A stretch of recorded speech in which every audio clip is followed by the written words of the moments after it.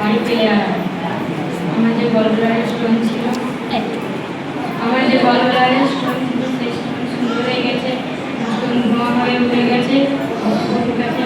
এই দাদা ভাইয়ের কাছে প্রার্থনায় শুনলাম 2 মাস আগে আমি এখানে এসে নিয়ে গেছিলাম।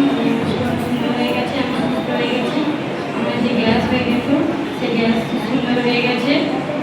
আমার পায়ে আমরা বুঝতে পারতাম না, পায়ে ব্যথা ছিল। আমি এখানে আসার পরে আমার পা সুন্দর হয়ে গেছে, আমি চলতে পারছি।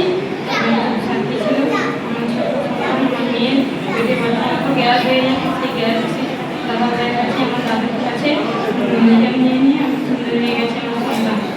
হালেলুয়া।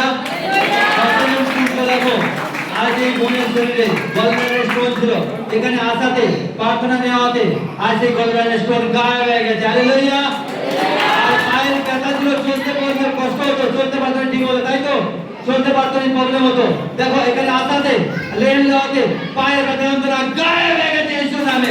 সব জাত থেকে পাঠিয়ে চলে প্রথমে চাকরি বাড়িতে বলছে, প্রথমে চাকরিটা সেটা গ্যাস ছিল, সরকারে যা কিছু খেত গ্যাস হয়ে যেত, তাই তো? যা কিছু খেত গ্যাস ঠিক হয়ে যেত।